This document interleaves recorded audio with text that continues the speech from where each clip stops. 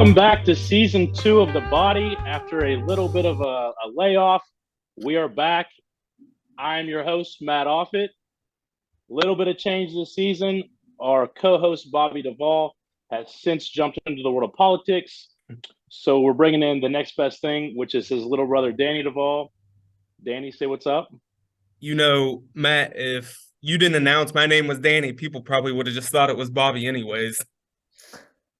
Honestly, most people do not know that you guys aren't the same person, which has got you guys in trouble a few times in your life. So A few times. We're we about have 4 years apart. very, a very, very awesome interview to kick back off the second season. Last year we finished with Walter Trout, so we're staying down the lane of blues music. And today we are bringing in J.W. Jones, a Canadian blues guitar singer, songwriter, and band leader. And we're going to hear about his experiences, his career, and things going forward for him in the future. And very excited to have him on the show.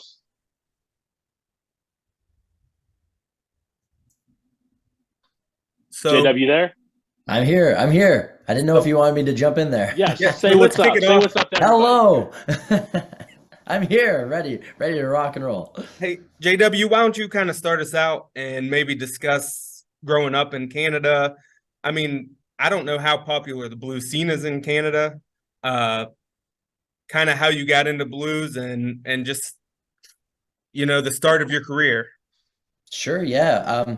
Well, I actually started out as a drummer, and I was probably 12 or 13 years old, and I was listening to Led Zeppelin and Jimi Hendrix and all that kind of stuff, and classic rock, banging away at the drums. I was self-taught, so that my mom really had a lot of patience, and then I started to realize that all of these guys, Hendrix and Zeppelin and all the classic rock bands and artists were listening to blues, and I started hearing, oh, now here's Hendrix doing a Muddy Waters tune, and then here's Led Zeppelin doing an Otis Rush song, and that's what kind of led me back to more traditional blues via Stevie Ray Vaughan, and then figuring out his brothers Jimmy Vaughan with the Fabulous Thunderbirds, and then how they all link up, how it all goes back to Muddy and BB and T-Bone Walker and all that stuff.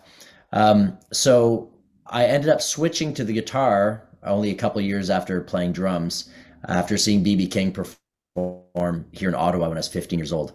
So seeing BB up there playing guitar, that was like the moment that I realized that's what I want to do. And I had been tinkering around. I knew a couple rhythm things and a couple chords that a friend had taught me. But at that point, that's when I wanted to really get into blues guitar and, the single note lead stuff. So I'm completely self-taught on guitar. And since then, I started a band, and I've been touring and recording ever since. I've played in 23 countries now, and I'm about to release my 12th record. So it's been a great journey so far. When does the That's new excellent. record come out? Comes out May 26th.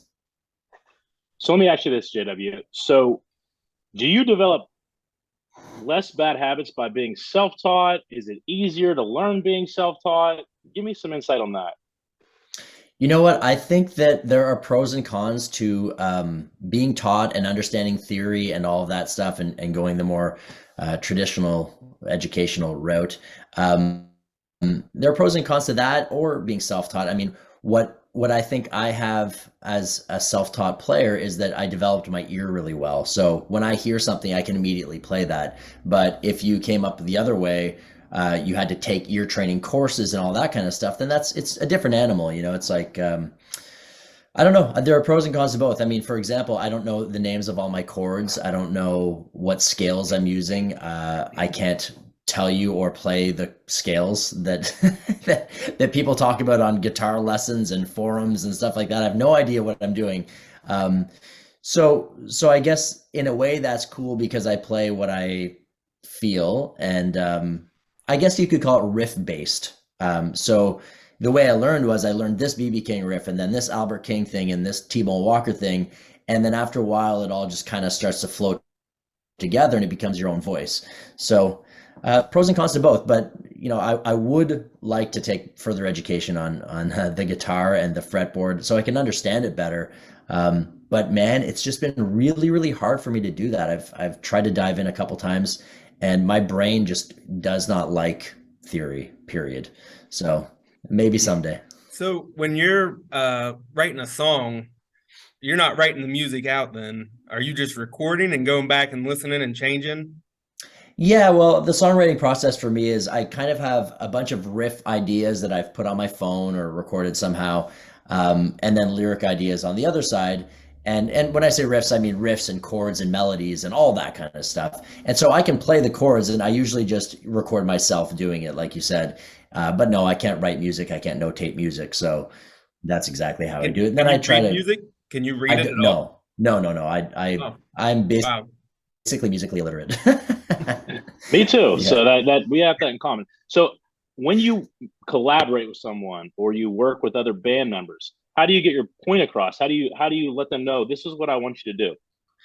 I just play it on guitar, and let's say I want to have like a New Orleans groove or something. I'll say, okay, well, here's what I'm doing on the guitar. Now you could take that concept and go boom boom ba doom doom doom da, or you could go ra ba da ba da ba da da. You know what I mean? Like, and then you just have conversations like that, and you use the right keywords stylistically. If people are schooled in various styles, then you can say New Orleans, or you can say Texas, or you can say Memphis. Like all of these cities and these musical meccas have a certain sound. So you can kind of draw from those places and go from there.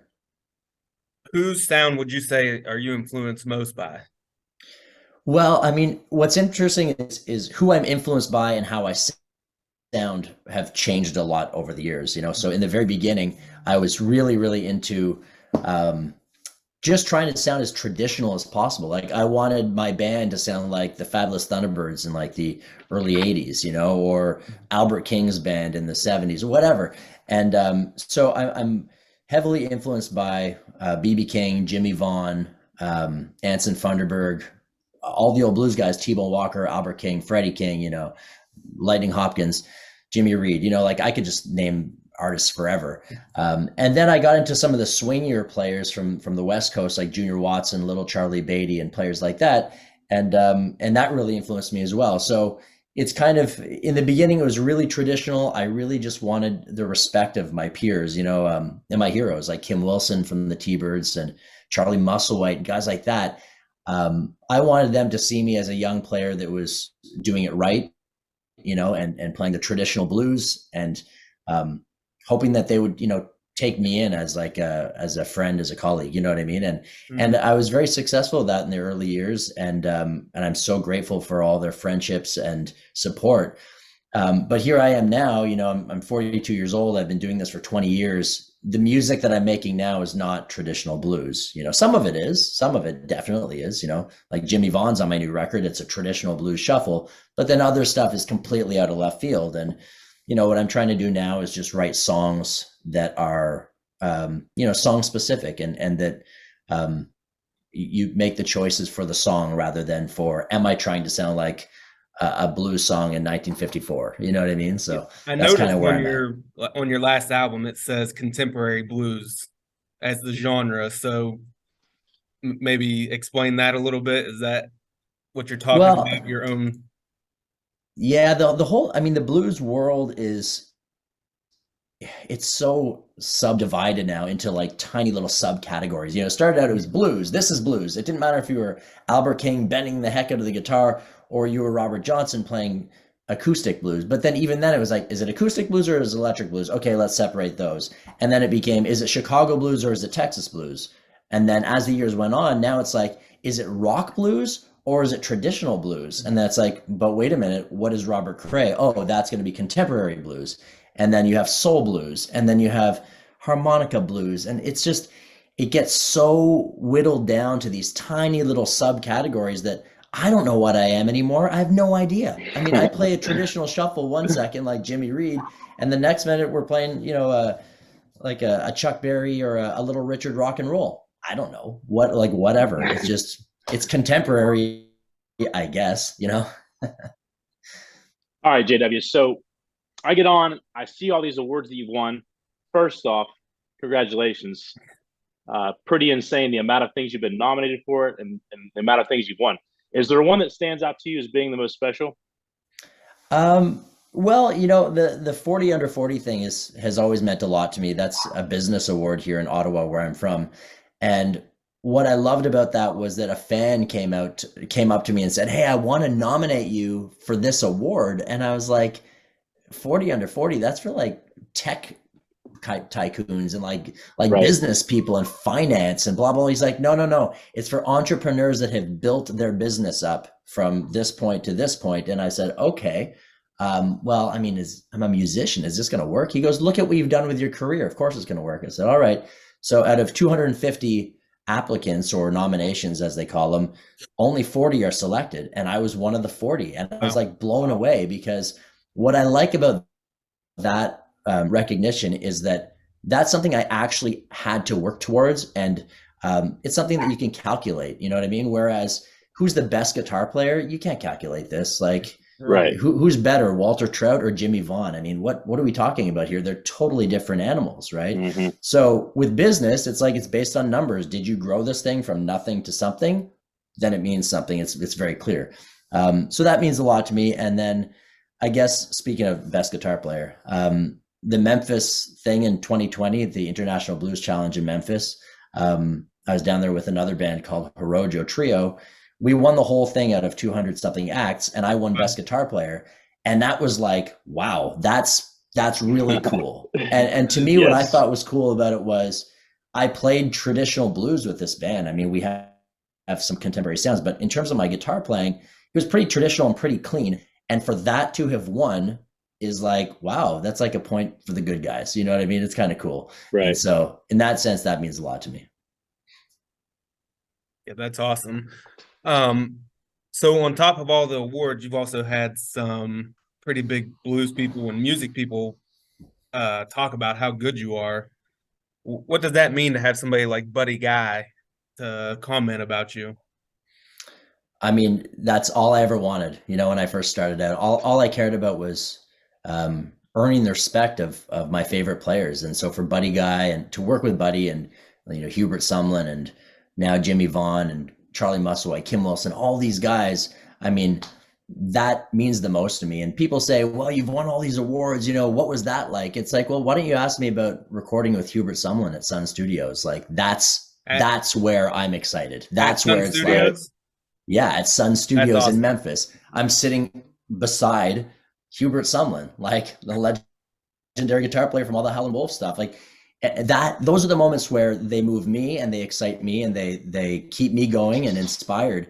Whereas a lot of people, especially in Canada, they see like a Juno Award nomination that's like a Grammy in the US, and they go, what was that like? It's like, yeah, I mean, it's all right, but it's nothing like playing with Hubert Sumlin at Sun Studios. You know, but people don't know, you know, they don't know who that is or whatever. So yeah, it's always been a huge thing for me, and I'm so grateful that these players have, you know, recognized I don't know what little I've done on the guitar, and just accept me. And I think that's really the most special thing.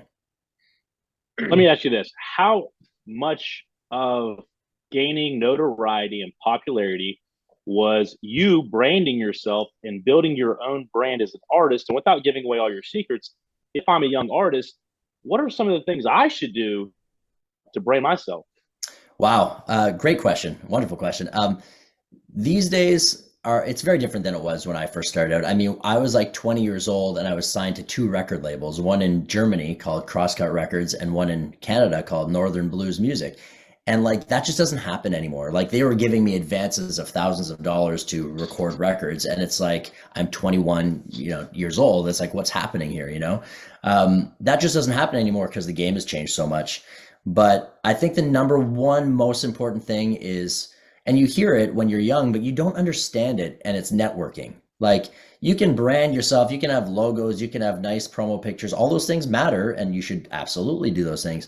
But it really is who you know and the people that you meet, and shake their hands, and you get to know them, and you realize that you're not just meeting a person for a transactional thing to get to the next level. You're meeting a person to have a relationship, so that you build that relationship, and then that turns into bigger things, And I think that's the advice, is to meet as many people as possible, and just help others as much as you can. And it all comes back, you know? Perfect advice, because a lot of kids these days, it's the thing that I see is they want to be seen as something rather than actually be it. And I think what you're hitting on there is a lot more worthwhile, because not only are you actually going out and meeting these people and networking, you have lasting relationships. They know who you are. They think of you when, hey, there's an award show coming up. We need a guy. Oh, I know who, JW. You know what I mean?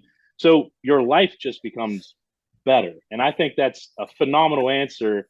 And any young people listening to that, they should understand that that's communication and reaching out to each other like we are doing right now. We've never met each other in person, Right. but reaching out to each other and just putting yourself out on a limb and then actually making these connections is worthwhile, and it's satisfactory, and it's great for your life. Absolutely. Yeah. I mean, in life, that's the number one thing is relationships. And you can tell that to a 19-year-old or a 18-year-old starting out playing music. You can tell them relationships are very important. They're going to go, yeah. How do I play this guitar solo? Or how do I get on that stage? Like, right. And that's fine. You have to learn these things when you learn them, right? So yeah, for it sure. is what it is. Yeah. So let me ask you this. So I see that you've also been on TV. And how was that experience? Well, that's a little line on the Wikipedia. I know that, but truly, what it was is a 3-second clip. I think it might be 2.5 seconds. It might be 3.5 seconds.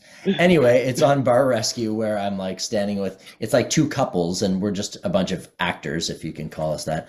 And so anytime that Bar Rescue talks about prohibition, they go in the prohibition era, blah blah blah. This is what was happening. They show a clip of us like in black and white in our 50s looking suits, and we're drinking cocktails. And so that's my big TV experience. I've been seen by millions and millions of people, and once every year I get one message that says, "Did I just see you in Bar Rescue?" And I go, "Yeah, that was me."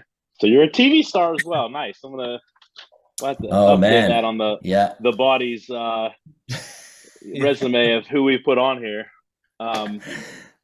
Hey, JW, I kind of want to piggyback on Matt's question here. I know you said it was more about the networking, but let's talk about branding for a minute. When you started and you're signed to a label, how much say do you even have in branding? Like, you take them a project and they don't like it, you got to go back and redo the whole thing, versus now artists make music, they put it on Spotify, everybody in the world can hear it. And it doesn't matter what a record label says. Yeah. I have been extremely lucky. I mean, a lot of the things you hear about and read about in the early stages of artist careers, where it's like they're going to take you and you won't be able to do what you want and you're going to be at the mercy of the label. Like, none of that really happened to me. And business-wise, a few of those things definitely happened to me, but not artistically. Like, when I was with Northern Blues or Crosscut, it was like, here's a finished album, and they'd go, "Thank you, we are releasing it now." They would tell you, they'd give you feedback on it, but ultimately they didn't have any say in the artistic side of it. So I've been very, very fortunate with that. And I mean, in a sense, and it's interesting too, because like, just because you run a record label doesn't mean you know how to produce a record, right? Right. It means that you are running a record label. It doesn't mean you are even artistic at all. It just means that you're doing this thing. So I mean, truthfully, earlier on in the early years, I wish I had some producers come in and go, "Here's what we could do with you to make you better. Come over here. Let's do this." And I didn't really work with a producer in a studio for real until Belmont Boulevard, which was in 2014, where I went to Nashville and worked with Tom Hambridge. And that was my, I don't know, however many albums in that was. And I went into that experience like, look, I had made 7 records. So this was my 8th album. I've made 7 albums how I want to do it. I've been, micromanaging every single thing up until that point musically, like down to what the musicians are doing, to some extent. And now I want to come into a situation where the producer goes, "No, don't do that. Try this." And, "Oh, you think that song works at that tempo? It doesn't. Let's do it half of that." Or, you know what I mean? Like, totally change things. And that's where Tom Hambridge came in and like blew my mind. Half of it was, we're not rehearsing anything. We're just going to start playing in the studio with these musicians. And like, these musicians are Reese Winans on keys from Stevie Ray Vaughan's band, like Rob McNally on guitar, who's on 100 country hits. Like, the best musicians in the world. And when you just count in a song and everyone has the chart in front of them and they know what they're doing, it's magic. Like, wow, I didn't know this is how it was going to sound. And I'm not micromanaging the pieces to the puzzle. I'm just being me. And then everything else works out. And that's like, so that's a beautiful thing too, you know? Yep, for sure. Absolutely. So,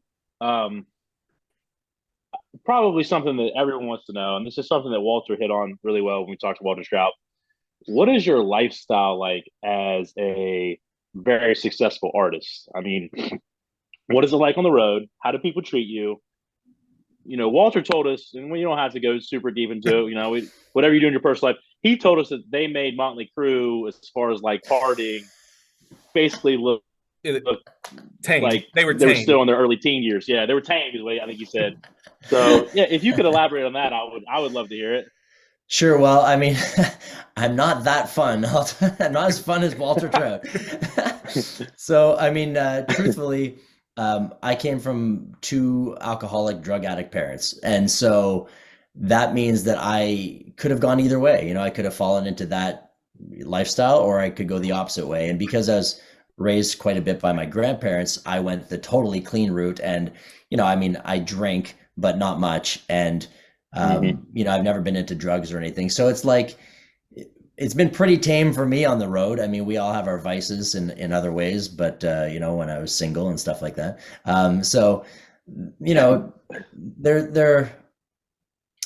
I mean, the lifestyle is really what you make it. And for me, being on the road, like you have to be like in shape and stuff. Like you can't Right. just go night after night getting hammered and whatever. Like for me, I can't even drink that much because it affects my throat and then it affects my singing, so I can't do it. Right. But in terms of how people treat you, it's a funny thing because I mean I'm nowhere near as popular as Walter Trout, but what happens is when you say you're a musician to somebody, either they think, "Oh, that's nice. So what do you do for real though?" You know, that's the next question. Or they assume the opposite. They go, "Oh, wow. So you're famous then. Like where can I see you or where can I hear you? Can I find you on Spotify?" "Yeah, you can find me on Spotify." "Really?" And then it's like, okay, now you're perceiving this as being too big, you know? It's like you can just make a living playing music and be a regular dude, you know what I mean? And that's kind Right. of where I feel like I am. It's like, you know, I'm not struggling, but I'm also not Walter Trout or John Mayer, you know? Okay, so let me ask you this because I saw a really, really good clip of this actually today, and they were kind of talking about questioning the talent of certain artists. And as someone who has put so much time and effort in, do you think that happens sometimes where, you know, somebody brings a script into one of these people that have been pressed to be super famous and maybe create a narrative for the rest of us to where it's like, all right, you're going to sing this and dance around and Mhm. you probably can't play an instrument and you probably haven't, you know, do you kind of get where I'm going with that? Like, do you mean that you can make a star out of just about anybody? I don't want to quite say that. I'm not saying these people aren't talented. I'm just saying like Does maybe they press them in certain ways. You know what I mean? Like someone hands Rihanna a piece of paper and she's like, "Oh, okay, work, work, work, work, work," and then like millions and billions of little girls and people are like, "Oh my god, that's the greatest thing ever!" And when in all reality, I mean, you're kind of, you know what I mean? I don't even know if they even write the music. I mean, maybe she does. Like, I'm not really trying to take shots at anybody, but I'm just saying like it's kind of industry as someone made, who's a real maybe? artist, Like industry made. industry made's great. Great. That's a Yeah, great term. I think I think industry made happens in a lot of areas of music, especially in popular music. But it's a strange thing because for every one artist that you say, well, look at what the industry made out of that person. Like let's take Britney Spears, I use as an example. I mean, she's not a great singer, period. She's just not a great singer. But she was a dancer, she was an actor, she was on Disney, blah blah blah. And then at the same time, look at Christina Aguilera or Justin Timberlake, who are like wildly talented, right? Right. So are they all about as famous as each other? Yes. Are some of them quote unquote more talented? I don't know. Like then it Right. What's becomes your a question opinion? of marketability and sales and all that kind of stuff. Um, and I mean, it's funny because like in my case, I don't consider myself the greatest singer or guitar player, but what I've done is I've been persistent, you know, and Mm-hmm. I just keep coming back. Like you can't get rid of me. I've released a record every 2 years since I started. You know what I mean? And I go out and I Right. play the gigs, and eventually all the festivals that have said no to me, they all eventually say yes at some point. And then I play their Right. festival, put on a great show, and they go, okay, he doesn't sound like this guy or that guy or the other guy, but he does his own thing. The audience liked it. Cool. Like, and so I think there's room for everybody as long as there's something there, something of substance there, Right. I actually read this about podcasts earlier, video podcast. If you can make it past, it's like episode 12 is like 80% gone. And then episode 20, you're the top 1%. And I'm Wow. like, obviously, if you just don't quit and you just keep pressing and putting out content, you never know what could happen. And I feel kind of like that's what you're telling me. If you don't quit and you really love what you're doing and you keep pressing toward your dream, sooner or later, you get to the winner's circle. And Yeah. And I was sitting down with Jimmy Vaughn at lunch a year and a half ago, and he said to me, the most important thing to do is play what you hear in your head. If you hear it in your head and you can play it on the guitar, you're already doing it. Like that's what matters. Just do that. Just be yourself. And I mean, I even said to Jimmy, I was like, look, it's easy for you to say because you're Jimmy Vaughn. You're already Grammy Award winner, like Hall of Fame, like super famous rock or blues guitar player. You know what I mean? Rock star. But like for me, I can't just do exactly what I want because I have to get over with the audience still. So there's a bit of maybe I could, and maybe it would take longer to build, but sometimes sometimes you have to go a little bit outside of what you think you really, really want to be doing so that you can appeal to the audience. And, like my band does trick stuff where we switch instruments and things like that. People freak out about it. And it's like, that's not that hard to do, but we do it and the crowd loves it. So it's like, why not just do it? They're entertained. We're happy. Yeah. It's a win-win, Hey, JW, I kind of want to follow up here with what Matt was saying along the lines. And do you think that talent beats hard work or can beat hard work at times? No. Not at all. You don't. I honestly don't, because I know guitar players that can whoop my butt and singers and band leaders and wicked musicians, ridiculous. Some of the most talented people I've ever met, you're never going to hear their names. And it's because they don't know how to send an email. It's because they don't know how to apply themselves on the business side. No one's going to come and save you. Nobody's going to come and go, you're amazing, make you a superstar. It's not going to happen. I mean, it only happens to Justin Bieber, because you mentioned him. Yeah, exactly. It just, this doesn't happen in real life. You know what I mean? It's like the one of the 1%. So I think hard work always wins. But again, you can't be hardworking to push something that isn't half decent because no one's going to buy it. So it's got to already be half decent and then a lot of hard work. But on that note, I would be 20 times the guitar player if I spent the same amount of time playing the damn guitar as I do booking gigs or running my career. And I literally would be 20 times better. Like, I know I have the ability to get to that level. I just don't have the time. I have a kid and I have a career and life is real, Yep. Yeah. Can anyone do it? Can anybody play guitar if they work hard enough, or do you have to have some bit of talent? I think almost anyone can do it. And then there are some who excel or are much better. But like, I used to give lessons and I had this one guy come in. I swear I thought I was on a hidden camera reality show. Like, it was so absolutely terrible. No matter what I told him, he would just sound the worst I've ever heard a person on the guitar. And I thought, this is a joke. This is another teacher sending him to me to mess with me. And after months of trying to teach him, I realized some people just cannot play an instrument. They're just not musical. Like, this guy's a great golfer, for example. He could play golf. He's in the top percentile of golfers in the city. He cannot play guitar. So it's like, do the golf thing. You're awesome at that. This isn't working out though. Sorry. So Yep, save your time, 100%. Yeah. Danny, do you have anything else right away? Matt, I kind of want to switch gears here. Maybe talk about Robert Johnson a little bit and selling your soul to the devil. What's your take on that? You think somebody can sell their soul to the devil? Well, I'm involved in Blues in the Schools here in Ottawa, and we do it every year. And we talk about this story, and I mean, I don't know the details as well as I probably should, but from what I understand, Robert Johnson was playing guitar at this level, and then he disappeared for however long, a year or two, whatever it was, and he came back and he was incredible. Well, what it sounds like to me is that Robert Johnson left town and played the guitar every single day and improved at the thing he was doing. And then he came back and he was amazing. And everyone's like, what did you do? Well, I sold my soul to the devil at the crossroads. It's like, right. So, I mean, they say his stuff is nearly impossible to play still, from what I've read. Yeah. I mean, he was incredible and as unique as it gets. And I mean, he paved the way and wrote the book for a lot of what we do today. Without him, things would be very, very different. But he was special, and he's also the original 27 Club member. Also, that's right. He's the OG 27. Anyway, so yeah, man. I mean, he's a special player, and it probably takes someone that special to do what he's done. Everyone's listened to him since, right? So you don't think there's any lore or anything? I mean, I don't think that he sold his soul to the devil. No.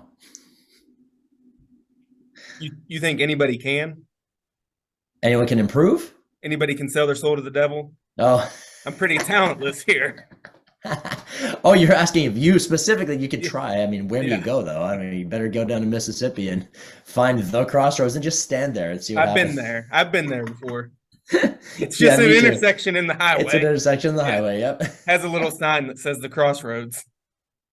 That's how that's how talentless Danny is. The devil didn't even approach him. He's like, nah. Yeah. You ain't got it, dude. Or it says something about his soul. Yeah. He is a good person. I will say that. I don't think that would work out too well. So JW, stay on here. I want to ask you a few more questions. But as far as our podcast goes, is there anything else you'd like to say, or comments you'd like to make, questions you'd like to ask us, anything like that? I don't know, man. I hope everyone who's listening, checks out my new record. It's pretty cool. Can you play a song from it? Pardon me? Can you do a song from it? Like now, here? Yeah. Me? No, yeah, I don't know how to do that. I don't know how to live. Sort of live. I mean, after we post it, it'll be live. I mean, I don't know how to do that. I'm not really set up for that audio situation. But anyway, I hope everyone checks it out. And yeah, for sure. And find me on social media, JW Jones Blues, and join my email list at the website, jw-jones.com. And here it is. This is the new record here. It's called Everything Now. Production by Gordy Johnson of Big Sugar, Jimmy Vaughn, special guest. Other cool guests on here too. Stanton Moore, one of the best drummers on the planet. Aaron Sterling, John Mayer's drummer, also one of the best drummers on the planet. Rob McNally, the Texas Horns.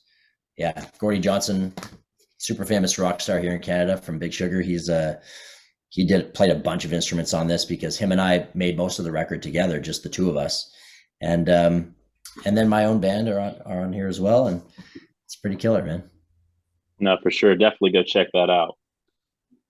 But all things have to come to an end. So this is the end of our first podcast of season 2. JW, thank you for coming out. Danny, you were an awesome co-host. I appreciate you. Thank you, fellas. Appreciate it. We shall see you on next show. Every other weekend. Course he's late. Some things don't change. Baby brother's crying. I can't explain.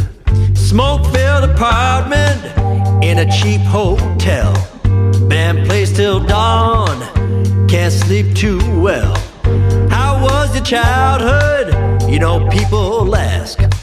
I say way too short.